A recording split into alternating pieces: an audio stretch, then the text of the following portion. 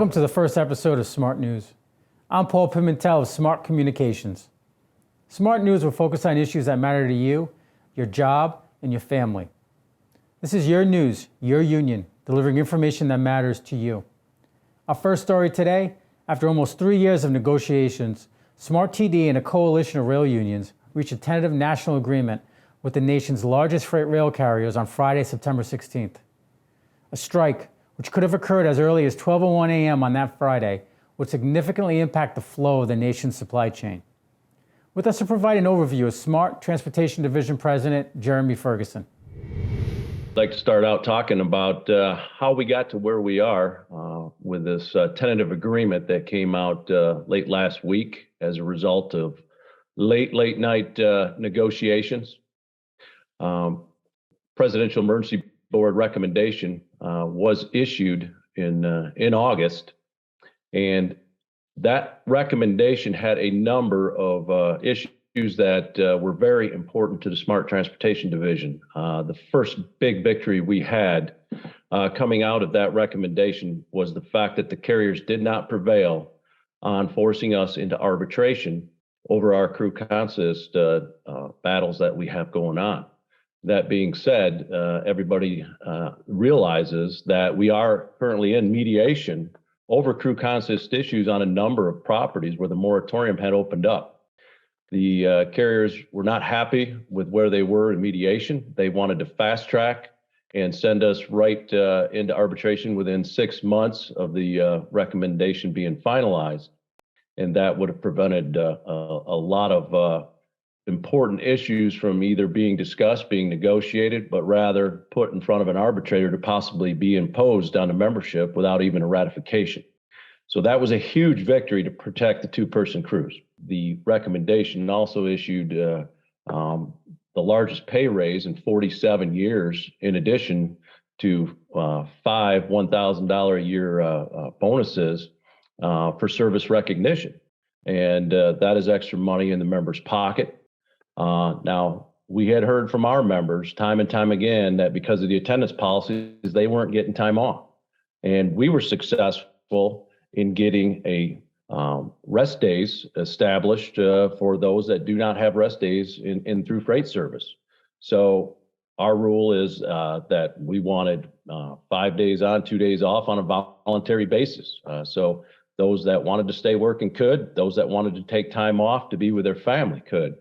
So we were successful. The PEB recommended that we get time off, quality of life. Now the issue was that those three things were just bundled together, and the board recommended that we just go negotiate for 6 months. If we couldn't come up with anything, that we would then go arbitrate. Well, we needed to get some parameters set and get some verbiage into a tentative agreement that would at least put the four corners of each page down, so we wouldn't have to go into a continuous negotiation just on how this was going to be established, but rather we could get going right away on protecting our members, where the ABS and the self-supporting pools came out, and where we could serve notice to go ahead and implement the rest days and get that process negotiated rather quickly. And if that fails, any of those were to fail, depending on which side of the aisle you're looking at, it did not abolish the whole attendance policy like we asked the Presidential Emergency Board to do, which they did not grant for us. It was not in their final recommendation, but we were successful in negotiating an opportunity to lessen a lot of the negative effects of their attendance policy. So as we continue moving forward now, the members are going to have a choice. The ballots will be coming out after the Q&A session is done. The general chairman are working on questions that they will formulate and send into our office. Our National Negotiating Committee will go back to the carriers, sit down at the table, and come to agree to answers on their questions as to how they will be used to interpret some of the language of this tentative agreement. Obviously, there's going to be a lot of other issues that'll be negotiated and discussed that are pertinent to those properties. But this is not over when and if this agreement is ratified, or if there's other issues that come up. But we will be there through the long haul to make sure our members are protected. The Federal Railroad Administration continues to accept public comments on a proposed rule that would require two-person crews on trains. For more information on this issue, we spoke with Jared Cassidy, SMART-TD's alternate national legislative director. Two-person crew rule is important for the safety of our members and the railroad workers, but it's also important for the safety of the public and the communities in which we traverse. Every single day, accidents are prevented because of the actions of a two-person crew, but those accidents, those incidents, those moments go unnoticed because our government's regulatory agencies don't collect them, and the railroads certainly do not share them. There was a terrible accident in Lochmaganic, Canada, and that one-person crew unfortunately resulted in a train accident and derailment that killed 47 innocent people. The Federal Railroad Administration recognized that back in 2017, I believe it was, and introduced a notice of proposed rulemaking for a two-person crew in response to that accident in Canada. FRA was progressing with the two-person crew rule. Unfortunately, we had a change in the administration and in the White House. A new administrator of the FRA was appointed. He was a former railroad executive, a former railroad CEO. He sided with the railroads on this issue and forewent safety and put the railroads first. He put their railroads' profit before safety for the crews, before safety of the public, and they did away with the regulation. Now, thankfully, we have yet another change in the White House. We have a new administration. We have an administrator in Amit Bose that actually believes in safety and has brought back the two-person crew regulation because he sees the protection and the value in having that second crew member, not just for us again, but for everybody that is in or around tracks. More than 10,000 comments have already been submitted during the public comment period. That is more than any other transportation-related rule. The deadline to submit comments has been extended to December 2022. Following review, the FRA will likely submit a final rulemaking mid to late next year. Over the past couple of years, we have started to see the return of American manufacturing, spurred in part by legislative initiatives like the CHIPS and Science Act and the bipartisan infrastructure law. New battery plants, data centers, and other megaprojects from companies like Ford, Texas Instruments, and Intel are already underway or coming soon in New York, Kentucky, Ohio, Texas, and Tennessee. Work on the Ford battery plant in Stanton, Tennessee could peak with 800 to 900 sheet metal workers. Projects like these will not only put SMART members to work, they will give local unions new opportunities to organize and journey persons the chance to travel for work. For more on this topic, we spoke with SMART leaders in several of these states. I'm excited because this is the most work in this infrastructure bill for our members in 20 to 25 years, and it's creating good paying union jobs, construction jobs, which is the backbone of the middle class, and it's creating neighborhoods, school districts, hospitals. We represent both Missouri and Kansas. We have data centers that's beginning in our area. We haven't built any large data centers like we're looking at now. The first one is going to be a Facebook facility, about 2 million square feet. We're supposed to have members start work on that sometime in November, I believe. It's either November or December. And just recently in Kansas, the state of Kansas was awarded a project for Panasonic that is going to be a battery factory. It's about a $4 billion plant. It's supposed to eventually employ 4,000 people, and they're looking at having this facility built in 2 years. So it's going to be a fast track job. We're looking forward to our contractors bidding it and securing that work for our members. Along with these mega projects, local unions are taking advantage of federal legislation and funding incentives for indoor air quality work, particularly in schools, hospitals, and other buildings. We visited Smart Local 66 in August to learn more about the groundbreaking IAQ work this local is doing in Washington State. Here in the state of Washington, it became mandated that a lot of these schools get ventilation verification checks. So I put in an information request that said, I want to know the HVAC rating of every school in the state of Washington. Didn't expect much back, but 3 days later I got it.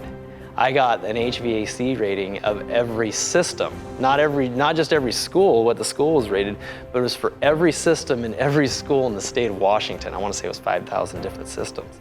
Over a third of the HVAC systems in public schools were below an acceptable rating level. It was on an Excel spreadsheet, so we were instantly able just to take all the lower rated ones and put them straight to the top of the list. And it was like, okay, here's our focus. We need to focus on these districts. The Highline School District has really been the model school district for ventilation verification. They got every one of their schools checked, and the difference is they took that information and they did something with it. Highline is the school district of about 17,000 students, located about 20 minutes south of downtown Seattle. And Tyee High School is one of the high schools where we had a signatory come in and do a lot of not only upgrades, but really they had to do a bunch of replacement of our ventilation system prior to us coming back from the pandemic. So it was really key to have that work done by them. So appreciate the partnership that we've had. The Smart Army stayed active throughout the summer, serving communities across the United States and Canada. On September 18th, in Vancouver, British Columbia, Local 280 led the Smart Army's involvement in the annual Terry Fox Run to raise money for cancer research. Fox was a Canadian athlete and cancer research activist who, after losing a leg to cancer, embarked on a cross-Canada run in 1980 to raise money and awareness for cancer research. Although cancer eventually forced him to end his quest and ultimately cost him his life, his efforts resulted in a lasting legacy in Canada and around the world. For 143 days, Terry Fox ran a marathon a day. So that is 42 kilometers or 26 miles a day. He did it 143 days in a row consecutively. He ran through rain and snow and wind, the humidity. He stopped in almost 400 towns and just talked about why he was running. He was starting at 4:30 in the morning and usually didn't finish till about 7 p.m. at night. He's a legend in Canada, and I think we all know somebody who's been affected by cancer. So what I really wanted to do was, if I look at Smart Army as a whole and our SMART membership internationally, that was something I looked at something and I thought, what can we all do together? Being in a union, the solidarity behind it. I mean, we all stand here, we have each other's backs. I thought, this is something we could do, not just in Canada with the locals, but across the international. The Local 280 Smart Army team exceeded its $1,000 fundraising goal, raising $1,575 for the Terry Fox Foundation. A huge congratulations and thanks to all SMART members who took part in this effort. To get involved with your local Smart Army, text SMART to 67336 or get in touch with your local chair or business manager. For more from Jeff, listen to his full interview at talking-smart.org. SMART SMACNA and the International Training Institute have established a Belonging and Excellence for All effort, also known as Be for All. This project is tasked with working to ensure that all members, particularly those from historically underrepresented groups, feel welcome and experience all the opportunities that come with being a union member. Watch this short clip of SMART Be for All committee members discussing the goals of this effort.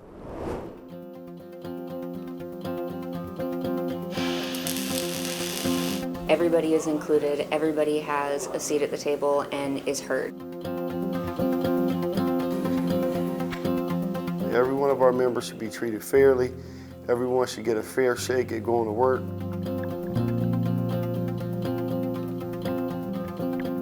For me, it means that the people behind me, the women behind me, aren't going to have to claw tooth and nail to get ahead.